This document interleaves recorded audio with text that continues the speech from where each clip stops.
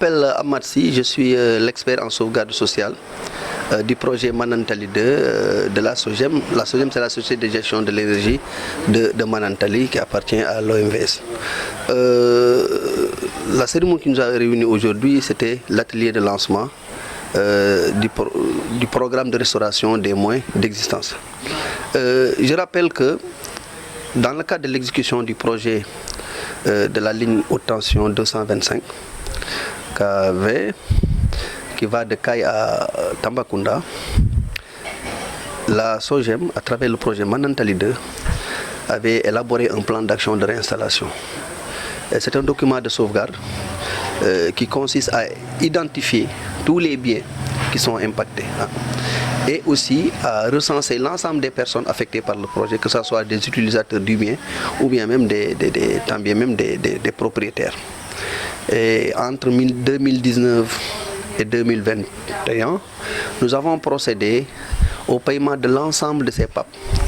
Au Sénégal, nous sommes à 392 personnes affectées par le projet et ce projet traverse 3 départements dans la région de Tambacounda.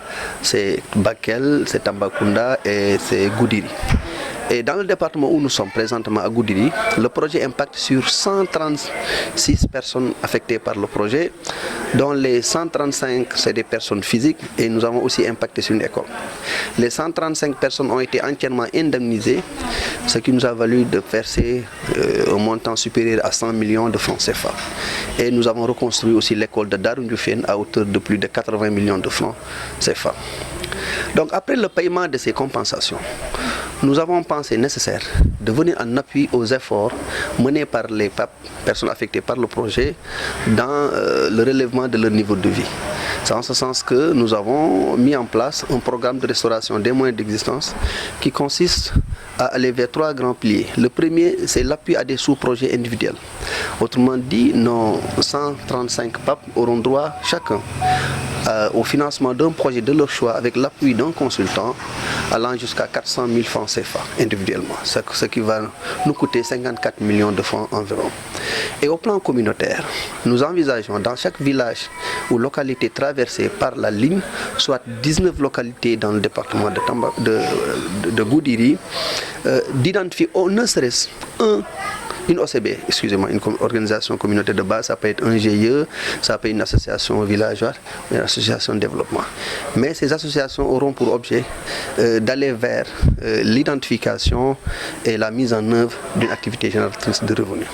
Et nous avons une enveloppe estimée à 199 millions dans ce sens pour financer les 19 localités. Donc qu'on soit PAP ou pas, l'essentiel c'est d'avoir une organisation communautaire formelle ayant des papiers, ayant une reconnaissance juridique et nous allons travailler dans le financement. Et nous allons apporter aussi l'expertise technique en renforçant les capacités d'une part des PAP, mais aussi des autorités administratives, des autorités techniques, des services techniques qui ont pour mandat de suivre l'exécution de ce projet. Enfin, le troisième pilier, c'est la partie élevage. Nous avons remarqué effectivement que durant ce projet, nous avons impacté sur le tapis herbacé. Donc c'est pourquoi nous avons pu mettre de côté 22 millions de francs qui vont servir au secteur de l'élevage, particulièrement dans ce département-là. Maintenant, il sera loisible aux organisations de producteurs, aux autorités administratives avec l'encadrement des services techniques de voir quel type de projet en termes d'infrastructure qu'ils voudraient avec ces 22 millions. Nous, à la SOGEM, l'objectif, c'est de veiller à ce que quand même, il y ait une très bonne distribution de cette manne financière entre les collectivités locales et voilà, les villages et autres. Donc, nous nous réjouissons aujourd'hui de l'engagement des communautés.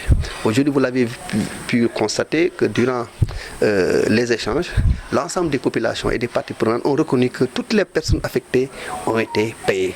Et c'est pourquoi quelqu'un même disait qu'ils ont quitté le statut de personnes affectées par le projet à personnes apaisées par le projet. Parce que nous avons effectivement pu parvenir à une libération apaisée du projet. Et donc les gens ont été payés. Et aujourd'hui, les travaux sont presque finis.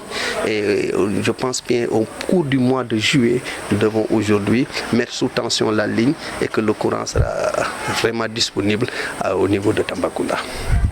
Bon, comme j'ai dit, nous avons un barrage. En plus du barrage de Manantali, nous avons aussi le barrage de Felou. Il y a aussi le barrage de Guna qui vient d'être mis en service. Tout ce potentiel hydroélectrique sera versé dans les différents réseaux. C'est pourquoi aujourd'hui, nous, au niveau de la SOGEM, on nous a donné pour mandat de faire 3 lignes. Parce qu'il faut évacuer ce qu'on appelle ce productible. Et ce productible, nous comptons l'évacuer par la construction de 3 grandes lignes. La première, c'est la ligne Kaï-Tambacounda, sur financement de la Banque mondiale au profit de l'État du Sénégal, qui est, je peux dire aujourd'hui, on est à 99,97%. C'est fini. Il y a une deuxième ligne qui est Manantali Bamako, qui est un financement de l'AFD au profit du Mali. Donc sur cette ligne aussi, c'est 279 km que nous allons faire. Nous allons faire un pas et nous avons aussi accompagné les populations.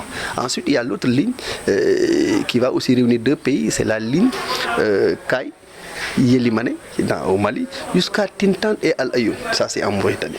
Donc là aussi nous sommes déjà dans les études environnementales et sociales et nous pensons mobiliser le financement que nous sommes en train de chercher et qu'on pense bien en 2023 on peut démarrer cette ligne, ce qui va nous faire vraiment 3 grandes lignes qui seront connectées à partir de